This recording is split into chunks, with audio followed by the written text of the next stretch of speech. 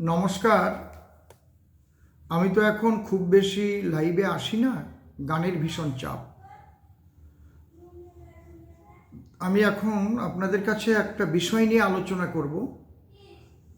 পৃথিবীর যে প্রান্তে, যে ধর্মের, যে সম্প্রদায়ের, যে সাধু গুরু বৈষ্ণব পীর পয়গম্বর আছেন, যারা মানবের কল্যাণের জন্য এসেছেন, সাম্যবাদ প্রতিষ্ঠার জন্য এসেছেন, মানবতাবাদ প্রতিষ্ঠার জন্য এসেছেন, মানব ধর্ম প্রচারের জন্য এসেছেন, সমস্ত মানব জাতিকে এক সূত্রে গাঁথার জন্য এসেছেন, আমি তাদের আমার ভক্তিপূর্ণ প্রণাম জানাই, মাতা পিতাকে স্মরণ করি। এই যে আমাদের গীতা মহোৎসব হলো ব্রিগেডে, এই বিষয় নিয়ে টিভিতে বিভিন্ন রকমের কথোপকথন শুনছি। আমি অবাক হয়ে যাচ্ছি। রাজনীতি করতে গেলে মূল সত্যটাকে এইভাবে চাপা দেওয়ার চেষ্টা করে যে রাজনীতি করতে হয়, কিংবা নিজের ধর্মকে বিসর্জন দিয়ে শুধু গদির নেশায় এইভাবে কথা বলতে হয়, এটা আমি ভাবতাম না কখনো। এটা আমি জানতাম না যে রাজনীতিটা এত জঘন্য পর্যায়ে চলে যাবে। গীতা মহোৎসব, গীতা গ্রন্থ সম্পর্কে যিনি আমাদের শ্যামাচরণ, যোগীরাজ শ্যামাচরণ লাহিড়ী, তিনি কিন্তু এই গীতার ভাষ্য তিনি লিখেছেন। শ্যামাচরণ লাহিড়ীজির গীতা আলাদা আছে। অনেকে শ্রী জগদীশচন্দ্র ঘোষ মহাশয়ের গীতা রয়েছে, বিশেষভাবে সেখানে ব্যাখ্যা করা আছে। এবং প্রভুপাদ রাম শুকদাসের গীতা আমি পড়েছি, যেটা গীতা প্রেস থেকে বেরোয়। আমি পড়েছি যেটা স্কন থেকে বের হয়, সে গীতাও আমি পড়েছি। গীতা এই সম্পর্কে ফ্রান্সের প্রাক্তন প্রধানমন্ত্রী মিস্টার দগল সাহেব, ফ্রান্সের প্রাক্তন প্রধানমন্ত্রী মিস্টার দগল সাহেব তার ক্রিটিক্যাল অ্যানালাইসিস অফ লিটারেচার্স, তার মধ্যে তিনি লিখেছেন, আমি বাংলায় বলছি কথাটা, তোমরা যে ধর্মের, যে মত পথের মানুষই হও না কেন, সবাই গীতা পাঠ করবে। কারণ এই গীতা সর্বকালের বর্তমান জ্ঞান। এই গীতায় এমন কিছু কথা ভগবান তিনি বলেছেন, গীতায় কিন্তু কোথাও বলা নেই শ্রীকৃষ্ণ উবাচ, খুব লক্ষ্য করে শুনবেন, শ্রী ভগবান উবাচ বলা আছে, শ্রীকৃষ্ণ উবাচ বলা নেই। এই জায়গাটার ব্যাখ্যা অন্যরকম আছে, সেটা নিয়ে আমি আজকে বলবো না। আমি যে গ্রন্থগুলো পড়ি, সেই গ্রন্থগুলোকে আমি লক্ষ্য করি মানবের কল্যাণের জন্য। তার মধ্যে আমি কতটুকু পেলাম? যদি তার মধ্যে 5% কি 10% কি 20% ব্রাহ্মণ্যবাদী মনুবাদী কৌশল তার মধ্যে ঢুকানো থাকেও, আর যে 80% 80% মানবের কল্যাণমূলক, আমি ওটাকে গ্রহণ করি। রাজহংসের মতো আমি ক্ষীরের অংশ গ্রহণ করতে চেষ্টা করি, জলীয় অংশ বর্জন করি। আর ওই মাছির মধ্যে যেমন দুই রকমের মাছি আছে, একটা মধুমাছি আর একটা গুয়ে মাছি, ঠিক গুয়ে মাছি যেমন মধুর উপর কোনোদিনও পড়বে না, তারা বিষ্ঠার উপর পড়বে, বিষ্ঠা ক্যারি করবে। আর আপনি ভালো খাবার নিয়ে বসলে সেখানে গিয়ে ফ্রুত করে উড়ে বসবে, আর সেখানে বিষ্ঠা ত্যাগ করবে। সেই ময়লা আপনি ভক্ষণ করলে আপনার ডায়রিয়া হবে। আর মধুমাছি ফুলে ফুলে পড়ে, ফুলের মধু আহরণ করে চাকে জমা রাখে, যে মধু খেলে আমাদের হার্ট শক্ত হয়। আমার স্বভাবটা চিরকালই তাই।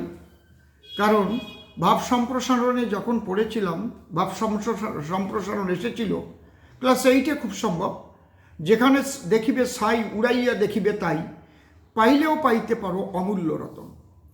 ক্লাস 9-এ একটা ভাব সম্প্রসারণ এসেছিল, সেটার অর্থ আমি বুঝিনি, লিখতে পারিনি, কয়েকটা এসেছিল, সবুরে মেওয়া ফলে। আমি অন্য একটা লিখেছিলাম, চিরসুখী জন ভ্রমে কি কখন ব্যথিত বেদন, বুঝিতে কি পারে কি যাতনা বিষে, বুঝিবে সে কিসে, কবু আসে বিষে দংশে নিগারে। যাজ্ঞেয় কথা। ফ্রান্সের প্রাক্তন প্রধানমন্ত্রী মিস্টার দগল সাহেব বললেন, তার ক্রিটিক্যাল অ্যানালাইসিস অফ লিটারেচারছে তোমরা যে মতের যে পথের মানুষ হও, তোমরা গীতাকে অধ্যয়ন করো। গীতা চিরকালের বর্তমান, অর্থাৎ এমন জ্ঞান গীতার মধ্যে দেওয়া আছে যেটা কোনোদিন এইরকম হবে না যে ওই সময় এটা প্রয়োজন ছিল কুরুক্ষেত্র যুদ্ধের সময়, এখন আর দরকার নাই বা ভবিষ্যতে দরকার হবে না। এই জন্যে ত্রিকালের বর্তমান গীতা জ্ঞান। তোমরা গীতাকে অধ্যয়ন করো। আজকাল আমরা দেখতে পাচ্ছি ফেসবুকে পাওয়া যাচ্ছে, মিডিয়া অনেক উন্নত, সোশ্যাল মিডিয়া, ইসলাম রাষ্ট্রে অনেক মুসলমান ভাইরা গীতা অধ্যয়ন করছে। আমি তাদের ধন্যবাদ জানাই, আসসালামু আলাইকুম জানাই। আমি বলবো না তুমি ইসলাম ধর্ম ত্যাগ করে হিন্দু ধর্ম গ্রহণ করো, আমি তা বলছি না। আরে সখী ভালো কথার মিছেও ভালো বুঝবে না তা ব্যথিত বইরে, যে কথাই নাই কৃষ্ণ কথা সে কথা শুনবো না শৈরে। এটা পাগল বিজয় সরকারের গান। যাতে আমার কল্যাণ হয়, মঙ্গল হয়, সেটা মিথ্যা করেও যদি কেউ আমাকে সেই মঙ্গলের পথে নিয়ে যায়, সে আমার বান্ধব। আর যে সত্য কথায় আমার অমঙ্গল হবে এমন সত্য কথা শোনা আমার উচিত না। মিস্টার দগল সাহেব বললেন যদি তুমি গীতা পাঠ করতে না পারো তাহলে গীতা শ্রবণ করো। আর যদি তুমি কানে কালা হও, তুমি কানে তোমার শ্রবণ শক্তি হারিয়ে যায়, শ্রবণেন্দ্রিয় তোমার সেখানে বধির হয়ে যায়, শুনতে পাচ্ছ না, তাহলে অন্তত একদিন গীতা গ্রন্থখানা দর্শন করো। শ্রীকৃষ্ণ অর্জুনের রথের সারথি হয়ে 6টা ঘোড়ার বলগা টেনে ধরেছে, রথের সারথি হয়ে আছে। তারপরে জিজ্ঞেস করো এটা কি, দেখলাম কি, যে বিজ্ঞ তোমাকে বলে দেবে। আর যদি তুমি ব্লাইন্ড হও, কি মারাত্মক কথা বলেছে, অন্ধ হও, তাহলে গীতাখানা একদিন বক্ষে তুমি ধারণ করো। ভারতবর্ষের কেউ বলেনি, কোনো হিন্দু বলেনি, বলেছে ফ্রান্সের প্রাক্তন প্রধানমন্ত্রী মিস্টার দগল সাহেব তার ক্রিটিক্যাল অ্যানালাইসিস অফ লিটারেচার। আপনারা ভেবে দেখুন যে কি মারাত্মক কথা। সেই গীতা মহোৎসব, একটা ঐতিহাসিক গীতা মহোৎসব ব্রিগেডে হলো, যেখানে রাজনীতিবিদদের আঁকড়া হয়, যেখানে রাজনৈতিক মিটিং হয়। এর উদ্দেশ্যটা কি? দুটো উদ্দেশ্য। একটা উদ্দেশ্য সনাতনীদের জাগরণ, বাংলায় বিশেষ প্রয়োজন। তাহলে কোনো কিছুকে উপলক্ষ করে তো সেই সনাতনী হিন্দুদের একত্রিত করার, ঐক্যবদ্ধ করার এটা একটা পদ্ধতি। যদি বলেন কেন আপনি মানবতাবাদের কথা বলছেন, আবার সনাতনী হিন্দুদের জাগ্রত হতে বলছেন? দেখুন, অবস্থা অনুপাতে ব্যবস্থা হয়। সনাতন হিন্দু ধর্মের মানুষ অত্যন্ত সহিষ্ণু। সনাতন এমনই একটা ধর্ম, হিন্দু মানে যিনি হীনতা থেকে দূরে থাকেন তিনি প্রকৃত হিন্দু, যার মধ্যে কোনো হীনতা নেই। আর সনাতন মানে চিরশাশ্বত, যা ছিল আছে থাকবে। সমস্ত ধর্মমত পৃথিবীর সনাতন থেকেই তৈরি হয়েছে। যদি নবীজি না আসতেন, ইসলাম ধর্মের কোনো প্রচার ছিল না। ইসলাম ধর্ম বলে কিছু আছে আমরা জানতাম না। যদি গুরু নানক দেবজি না আসতেন, শিখ ধর্ম বলে প্রচার হতো না। যদি বুদ্ধদেব জন্মগ্রহণ না করতেন, বৌদ্ধ ধর্ম বলে কিছু আছে জগতে, এটা প্রচার হতো না। আমার কথা ঠিক কিনা আপনারা বুঝবেন। তার আগে কি ছিল? এক সনাতন ছিল। এই সনাতনের নামই পরবর্তীতে হিন্দু ধর্ম হয়েছে। যাজ্ঞে সে কথা। আজকে বাংলায় সনাতনী হিন্দুরা বিপন্ন, যে জন্য হিন্দু জাগরণ বিশেষ প্রয়োজন, যে জন্য ঐক্যবদ্ধতা বিশেষ প্রয়োজন। কারণ এই পশ্চিমবঙ্গেরই এমন এমন জেলা আছে যেখানে সরস্বতী পুজো বন্ধ হয়ে গেছে স্কুলে, যেখানে দুর্গাপূজার ঢাক বন্ধ করে দিতে হয় নামাজের সময়, যেখানে হরিনাম কীর্তন চলছে, আজানের সময় হরিনাম কীর্তন বন্ধ করে দিতে হয়। কেন হবে? পশ্চিম বাংলার মানুষ, আমরা ভারতবর্ষের মানুষ, একসঙ্গে আজান চলবে, একসঙ্গে কীর্তন চলবে, যার যার ধর্ম শেষে আচরণ করবে। তুমি মাইক দিয়ে আজান দেবে আর আমার কীর্তন মাইকে চলতে পারবে না? এটা কি তোমার বাপের সম্পত্তি পেয়েছো নাকি পশ্চিমবাংলায়? না মুখ্যমন্ত্রী মমতা ব্যানার্জি আছেন বলে তুমি ভেবেছ যে এটা আমি করবই? কলকাতার মেয়র আছেন আমার ফিরহাদ হাকিম সাহেব, তিনি বলেছেন কলকাতাকে মিনি পাকিস্তান করতে হবে। তিনি বলেছেন এই পশ্চিমবাংলায় একদিন উর্দু ভাষা চলবে না। মুসলমান ভাই, তোমরাই কিন্তু হিন্দুদের হিংস্র করে তুলছ। তোমরাই আজ গীতা মহোৎসব করাতে বাধ্য করেছ। আজ হিন্দু জাগরণের প্রয়োজন আছে বলেই গীতাকে উপলক্ষ করে লক্ষ হিন্দুদের ঐক্যবদ্ধ করা, সনাতনীদের। আজ তারা অত্যাচারিত, দলিত, নিপীড়িত, তাদের মা বোনদের ইজ্জত নিয়ে তাদের টানাটানি হচ্ছে লাভ জেহাদের নামে। আজকে হিন্দু পরিচয় দিয়ে মেয়েদের বিভিন্নভাবে তাদের সঙ্গে সোশ্যাল মিডিয়ায় পরিচয় করে তাদের ঘর থেকে বাইরে নিয়ে গিয়ে অকথ্য অত্যাচার করা হচ্ছে। আপনারা নিশ্চয়ই এগুলো আপনারা দেখতে পাচ্ছেন, শুনতে পাচ্ছেন। যে কারণে হিন্দু জাগরণের বিশেষ প্রয়োজন। তাহলে গীতাকে উপলক্ষ করা হলো কেন? গীতা এমন একখানি গ্রন্থ, যে গ্রন্থে আমাদের অতীত, বর্তমান, ভবিষ্যৎ ত্রিকালের জ্ঞান সেখানে প্রদত্ত রয়েছে, দেওয়া রয়েছে। এই বিষয়ে পাগল বিজয় সরকার, আমার শ্রদ্ধেয় দাদুগুরু, তিনি কি লিখেছেন আপনারা একটু শুনুন। গীতা শাস্ত্র ব্রহ্ম অস্ত্র একমাত্র সংসার সংগ্রামে। খুব ভালো করে শুনুন। গীতা শাস্ত্র ব্রহ্ম অস্ত্র একমাত্র সংসার সংগ্রামে, তা না হলে পদে পদে ঘটিবে পরাজয় এই ধরাধামে।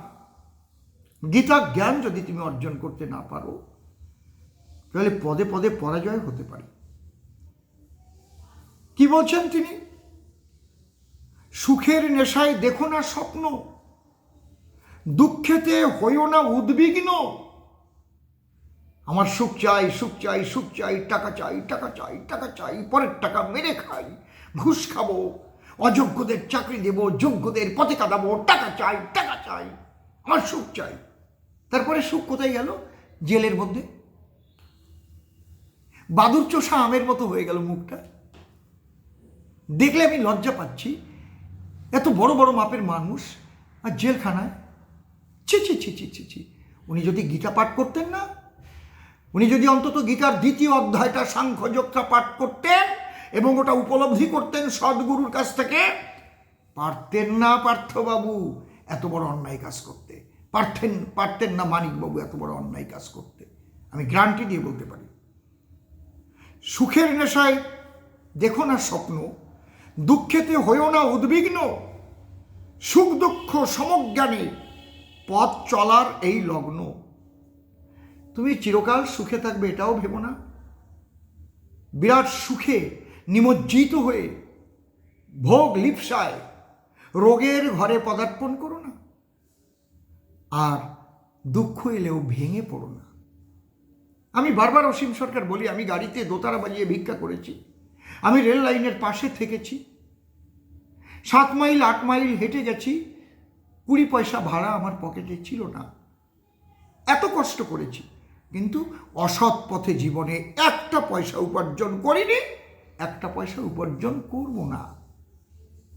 এটাই আমার শান্তি, এটাই গীতা জ্ঞান। সমস্ত অবস্থায় একই রকম থাকব। কি বলছে? সুখের নেশায় দেখো না স্বপ্ন, দুঃখেতে হইও না উদ্বিগ্ন। সুখ দুঃখ সমজ্ঞানে পথ চলার এই লগ্ন। নইলে ত্রিতাপ জ্বালায় হৃদয়ে ভগ্ন, করিবে ইন্দ্রিয় গ্রামে। ত্রিতাপ জ্বালা থেকে তুমি মুক্তি পাবে না। আদি ভৌতিক, আদি দৈবিক, আধ্যাত্মিক ত্রিতাপ জ্বালা। আদেশদাতা পরম পুরুষ ভাই, প্রকৃতি কর্ম করে তাই। ওই যে প্রকৃতি ক্রিয়মানানি গুণই কর্মাণি সর্বস্ব অহংকার ও বিমূঢ়াত্মা কর্তা হোম ইতিমন্যতে, গীতার মধ্যে বলা আছে। আদেশদাতা পরম পুরুষ ভাই, প্রকৃতি কর্ম করে, তাই আমরা অবুঝ লোক না বুঝে করি কর্তৃত্বের বড়াই, শেষে সকর্মের জঞ্জালে জড়াই, পরিত্রাণ নাই পরিণামে, গীতাশাস্ত্র ব্রহ্মাস্ত্র একমাত্র সংসার সংগ্রামে। কেন করো বৃথা অহংকার, তোমার হাতে নাই ভুবনের ভার। আমি এখন কথা বলছি, আগামীকাল সূর্যোদয় আমি দেখতে পাবো, এটাকে আমি গ্যারান্টি দিয়ে বলতে পারি? এই জন্য আমার একটা গান আছে, চোখ দুটি ভাই বুঝে দেখো, এই বিশ্বভুবন সবই আধার, তবে মূর্খের মতো গর্ব করে কেন বলছো শুধু আমার আমার, এই বিশ্বভুবন সবই আধার। ঠিক তাই বলছেন, কেন করো বৃথা অহংকার, তোমার হাতে নাই ভুবনের ভার, বিশ্বের মালিক পারের নাবিক করবে তরিপার, তোমার ভাবনা চিন্তা কি আছে আর, চলবে তরি হরি নামে, গীতাশাস্ত্র ব্রহ্মাস্ত্র একমাত্র সংসার সংগ্রামে। পাগল বিজয় বলে ভগবদ গীতা ধর্মশাস্ত্রাদির, ধর্মগ্রন্থ শাস্ত্রাদির পিতা। কত বড় কথা বলেছে। পাগল বিজয় বলে ভগবদ গীতা ধর্মগ্রন্থ শাস্ত্রাদির পিতা, পতনা চিনে রাত্র দিনে ঘুরেছি বৃথা। গানটা লিখেছেন 5ই শ্রাবণ 1387 সাল, ডুমদি, বাংলাদেশ, যশোর জেলা, নড়াইল সাব ডিভিশন, এখন নড়াইল জেলা, ডুমদি গ্রামে বসে 1387 সালে তিনি গানটা লিখেছেন। এটা 1430 সাল, তাহলে 30 আর 13, 43 বছর আগে গানটা লিখেছেন।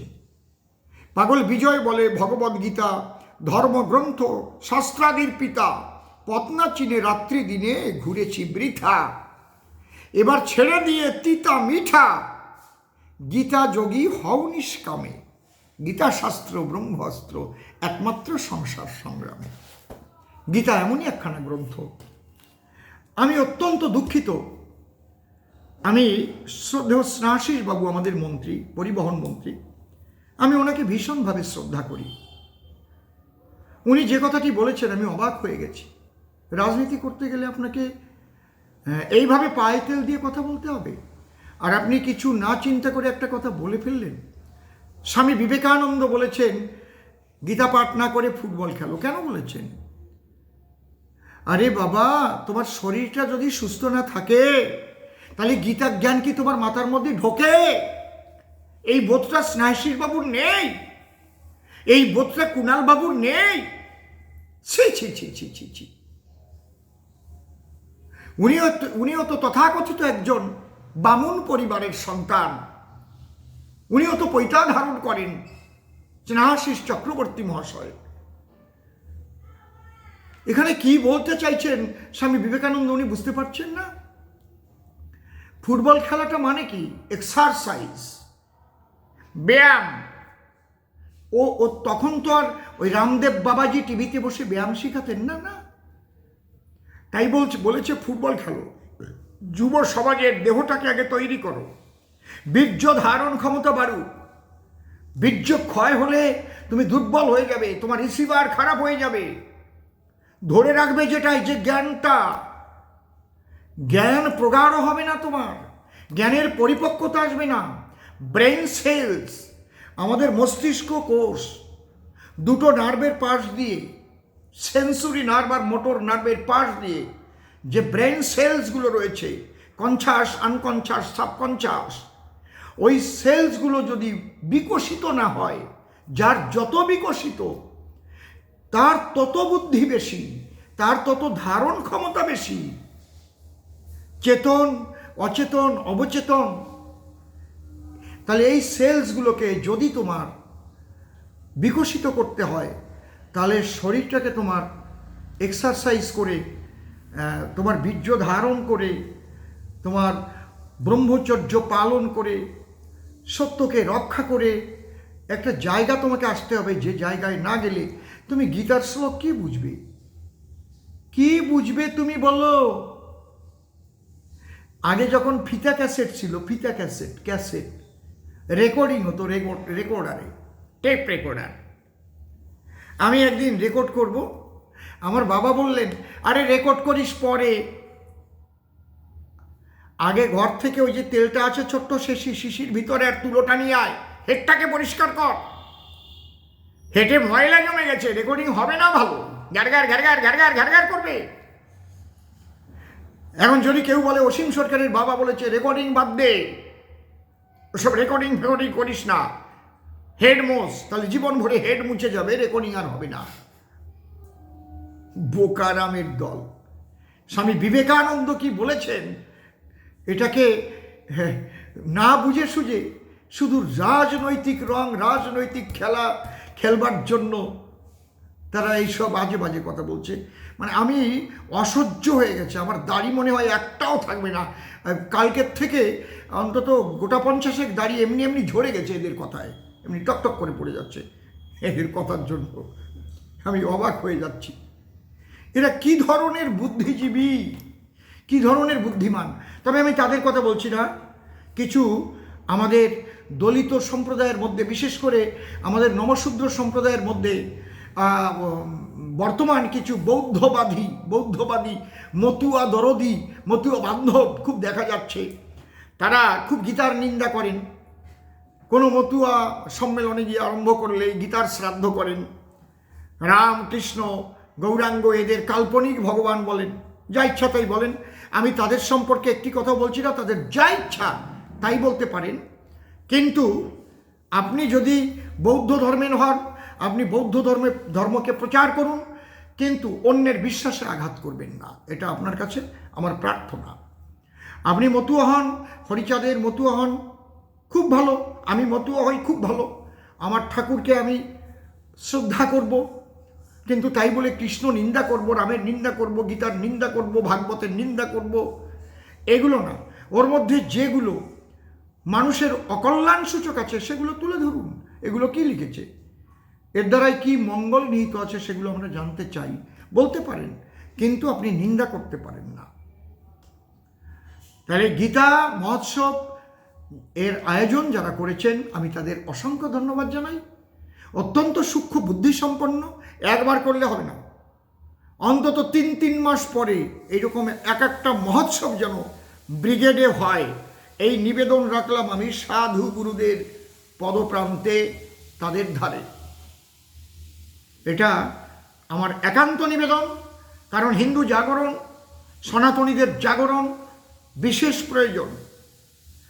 আমি অত্যন্ত দুঃখিত, মাননীয় মুখ্যমন্ত্রী টেট পরীক্ষার ডেট ঠিক গীতা মহোৎসবের দিন এনে উনি ফেললেন। এটা না করলে উনি পারতেন, উনিও তো একটা তথাকথিত বামুন পরিবারেরই কন্যা। আপনি ভালো কাজ করে থাকলে গদি আপনার কে নেবে বলুন তো দেখি? আপনি যদি ভালো কাজ করেন, আপনার দলের লোক যদি চুরি করে না থাকে, আপনার দলের কেউ যদি বালি চোর, কয়লা চোর, গরু চোর, চাকরি চোর, আপনি যদি মানুষের ঠিকমতো দিয়ে থাকেন, তা আপনার গদি কে নেবে? কেউ নিতে পারবে না। আপনি যদি উন্নয়ন করে থাকেন ঠিক মতো, আপনি যদি মানুষের পরিত্রাণ করবার জন্য কাজ করে থাকেন, শুধু ত্রাণ বা ভিক্ষাবৃত্তি শুধু তাদের না শিখিয়ে থাকেন, সে 500,000 টাকা নিয়ে ভিক্ষা নিয়ে তুমি শান্ত হয়ে থাকো, ভোটটা আমাকে দাও, তোমার পরিত্রাণের কোনো প্রয়োজন নেই, তোমার ছেলেপেলেরা চাকরি পাবে, তা কেউ পাবে না। আপনি যদি সুকৌশলে শুধু ওই টেট পরীক্ষার ছলনা করে 500 টাকা করে ফর্ম ফিল আপ করে নিয়ে 5 লাখ 10 লাখ সন্তানদের, গরিবের সন্তানদের কাছ থেকে রক্ত চোষার মতো টাকাগুলো নিয়ে, কারণ 5 লাখ সন্তান পরীক্ষা দিলে 500 করে টাকা দিলে কত কোটি টাকা হয় হিসেব এখন সবাই জানে, তাদের পরীক্ষা দিল আর তাদের কোনো রকম রেজাল্ট নেই, চাকরি হবে কি না, কি হবে, আবার পরীক্ষা। এগুলো যদি আপনি না করে থাকেন, আপনি গদিতে থাকবেন, জনগণ আপনাকে ভোট দেবে। আর আপনার কেষ্ট সে যদি আপনার শ্রেষ্ঠ সৈনিক হয়ে থাকে, তাকে যদি বীরের সম্মান দিয়ে আপনি আনতে চান, তাহলে দেখুন, আপনি ব্যাপারটা বুঝে দেখুন আপনি কি করছেন। আমি আর বেশি কিছু বলতে চাই না। আমি চাইব যেভাবে গীতা মহোৎসব হলো এইভাবেই যেন অন্তত 3 মাস পর পর হিন্দু জাগরণ, সনাতনীদের জাগরণের জন্য এই ধরনের অনুষ্ঠান ব্রিগেডে হয়, এই নিবেদন রেখে আজকের মতো আমি শেষ করছি। জয় হরিবোল, গৌর হরিবোল, জয় জয় বিশ্ব মানবতার জয় হোক, জয় শ্রীকৃষ্ণ, জয় শ্রী রামচন্দ্র, জয় আমার গৌর হরি, জয় বাবা হরিচাঁদ, গুরুচাঁদ, মাতা পিতার জয় জয় জয়, বিশ্বের সমস্ত মানবতাবাদী, মানবের কল্যাণকারী সমস্ত মানুষের জয় হোক। হরিবোল।